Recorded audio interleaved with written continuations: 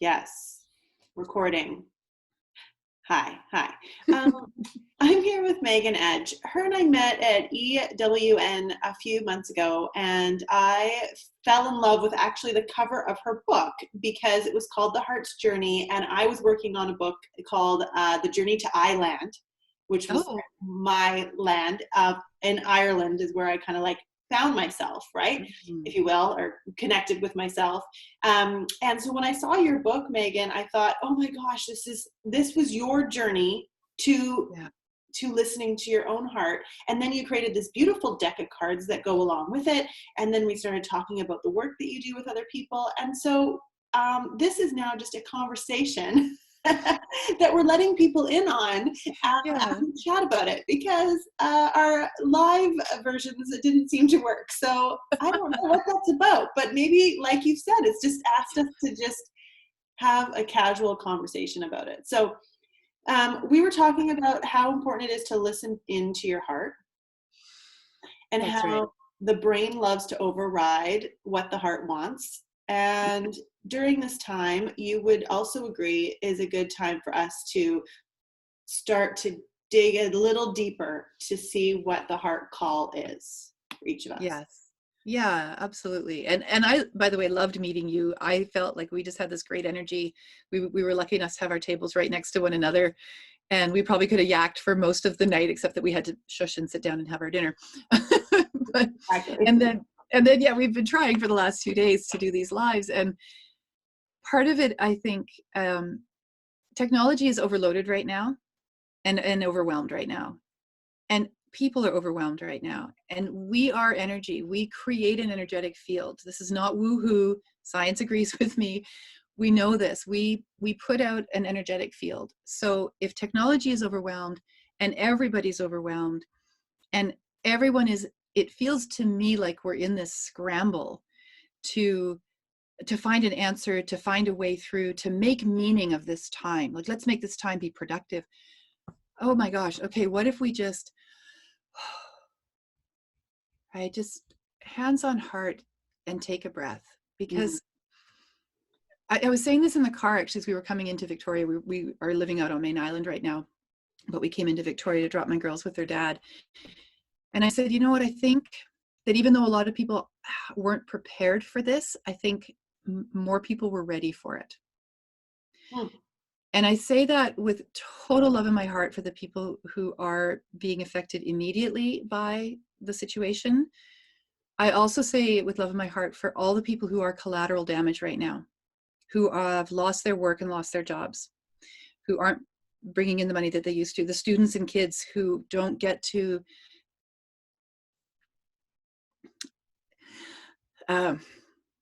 they don't get to finish out the school year. My older daughter's in grade 12. This is her graduating year. All of her friends, they all have their dresses. They were all so looking forward to the pomp and circumstance that was going to celebrate this really momentous occasion. A dear friend of mine, they had to cancel their wedding, which was to happen in May. So many very personal things are happening to us that are making this situation very real, even if it's not at our doorstep yet. For me, when I hear what has to happen for someone who contracts this illness, it takes me back to my father in September, who went through something very similar, ended up on life support, on a ventilator. The same thing that's happening to people today happened to him, and we had to make the decision to take him off of life support and to lose him. I'm sharing this because there is so much that is happening at such a personal level for so many people. And collectively, there's this incredible experiment going on. It's like this amazing social experiment. I don't know what level it's coming down from. Maybe it's the universe. Maybe it's all of our higher selves. When I say I think we were ready for this is what I mean by that. We're watching people behave in really amazing ways. And some people are being amazingly awful.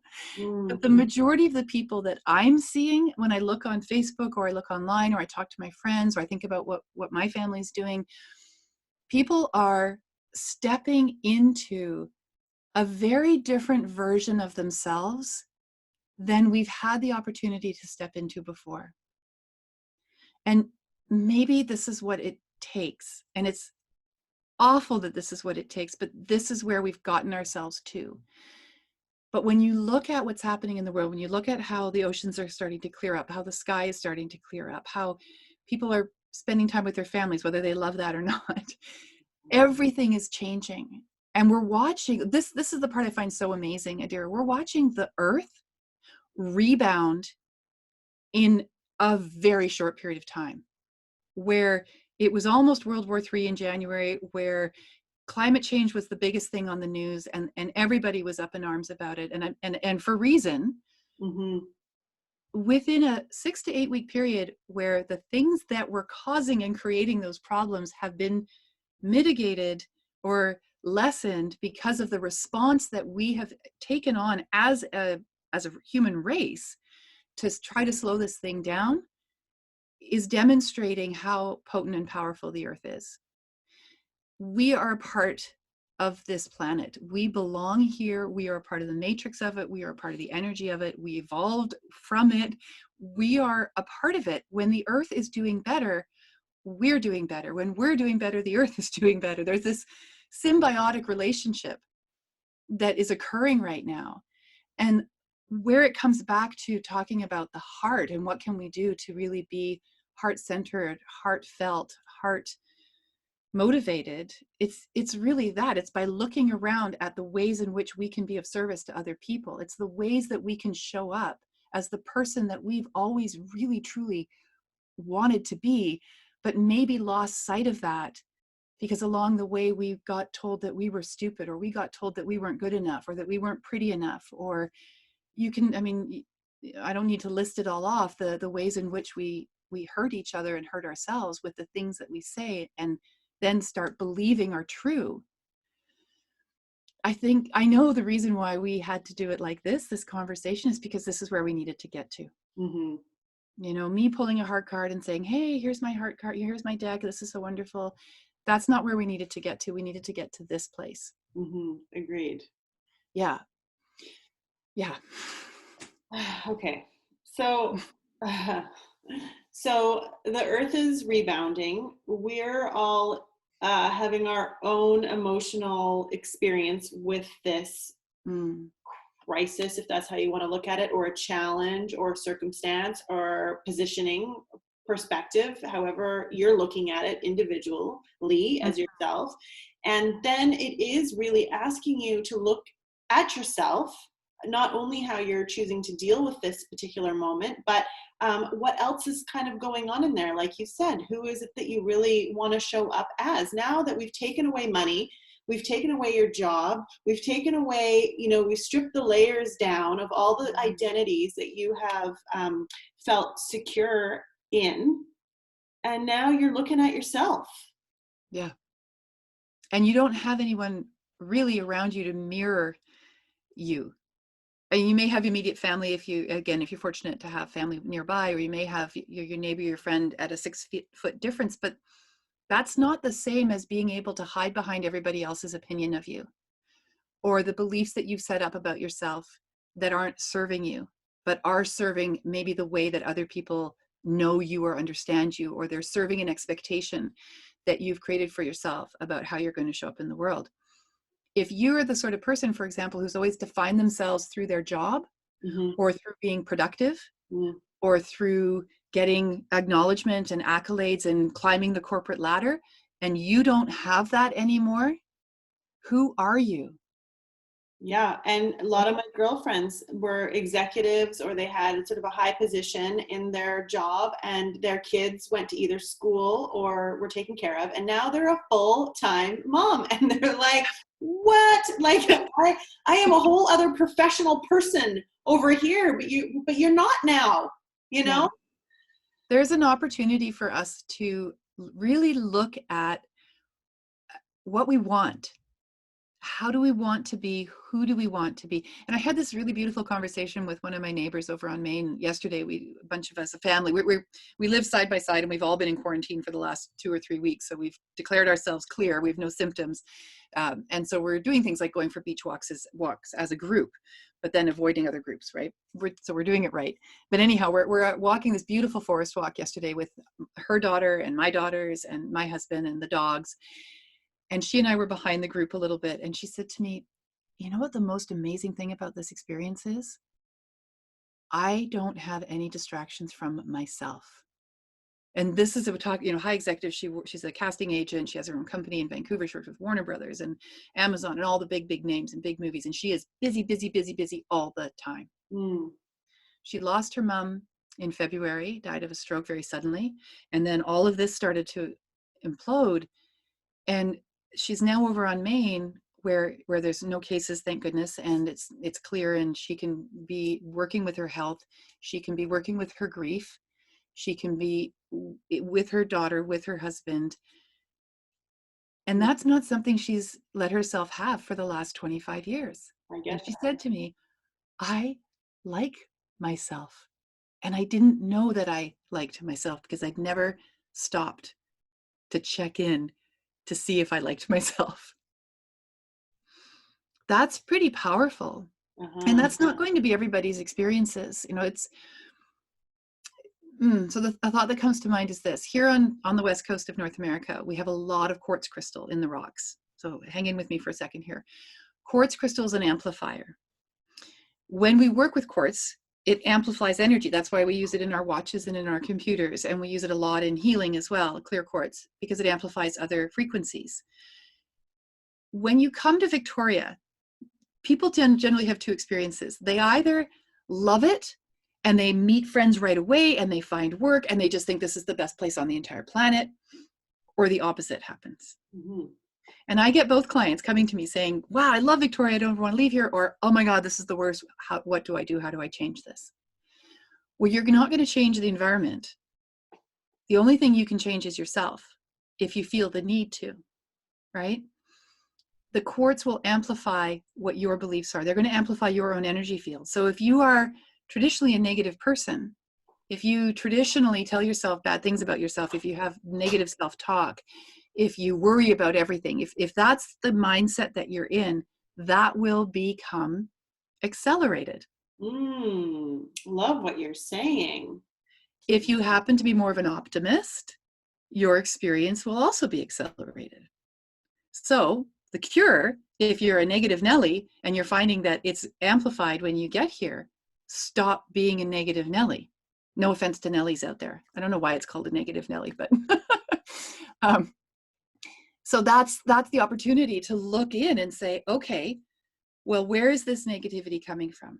Where is this panic button coming from? Who gave that to me? Because I'm 100% certain from the work that I do with past life regression that none of us come in with that negative panic anxiety. We may bring some of it with us in order to do the work that we can do in this lifetime with that previous experience. But really, to a certain extent, we do come in as a clean slate. When we come in as these little babies, the hope and the intention for the soul is to have another go at it, right? But we may choose to enter into a family that has a lot of negativity in it, a lot of perhaps self-doubt or loathing, whatever it is that shows up, because that's the perfect family for us to learn how to not be like, right?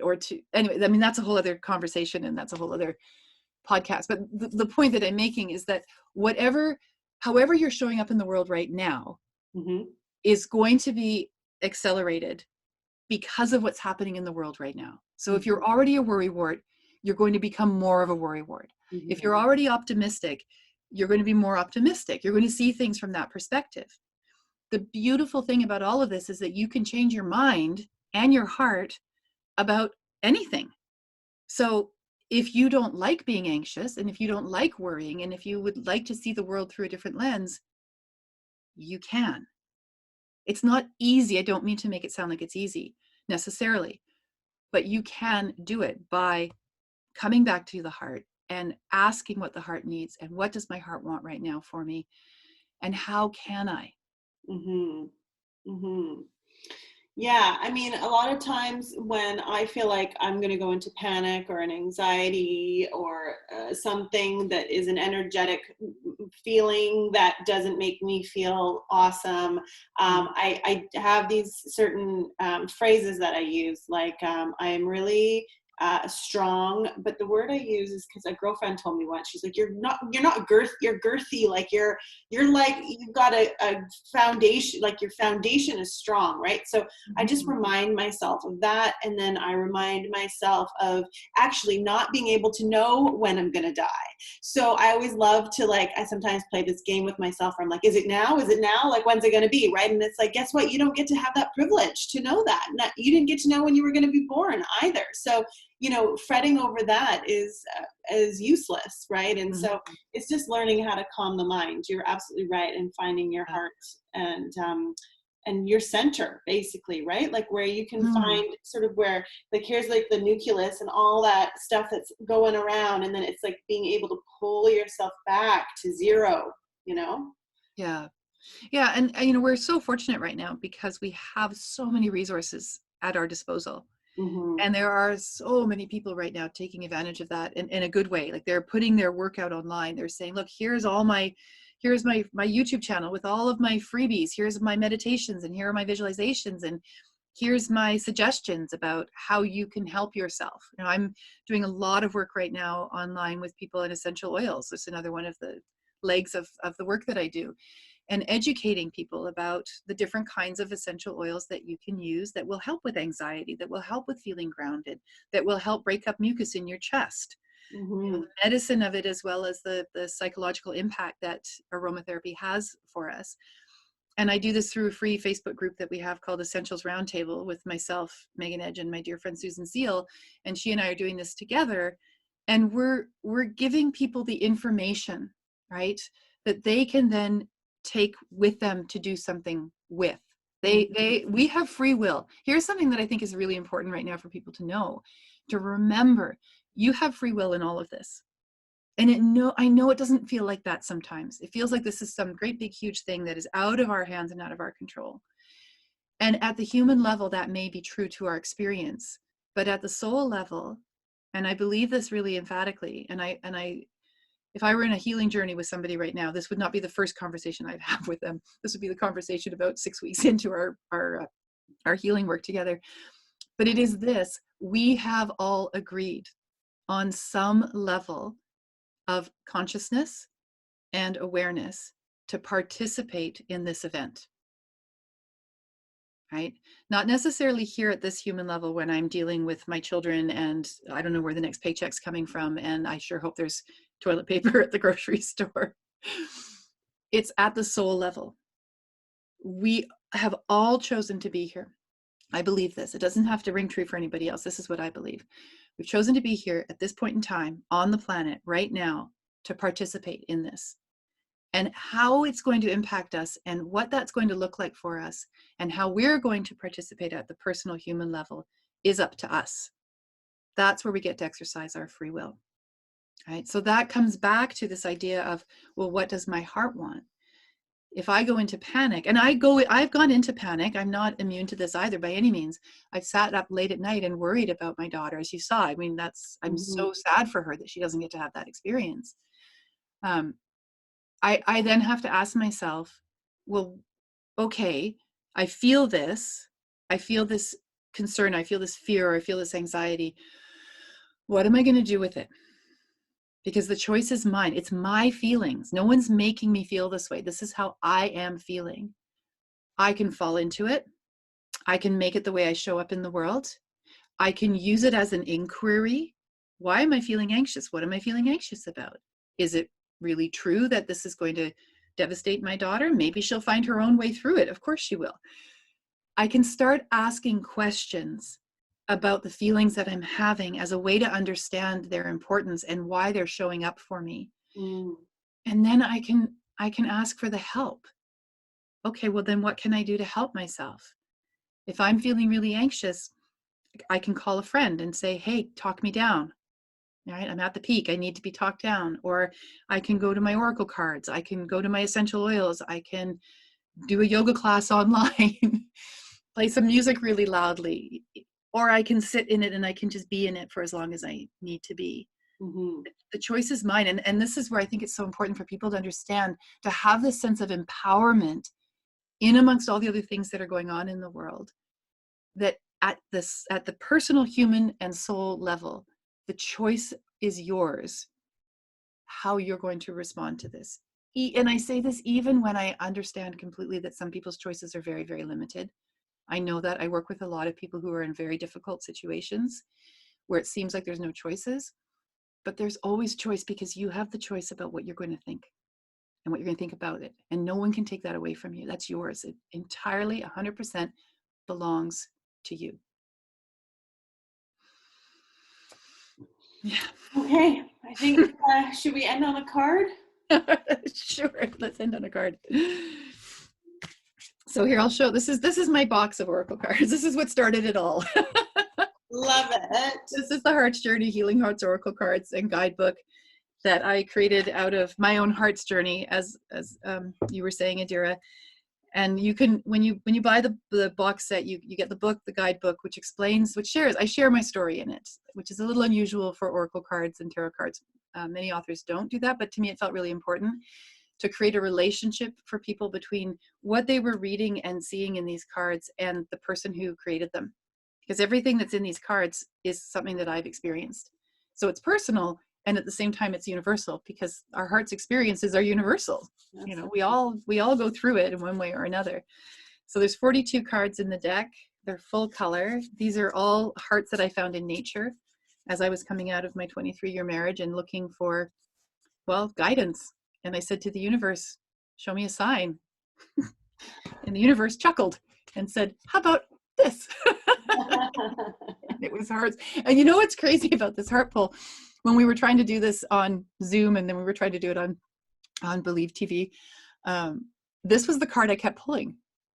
Yes, I see that. I know. I saw that. Yeah, and here it is again.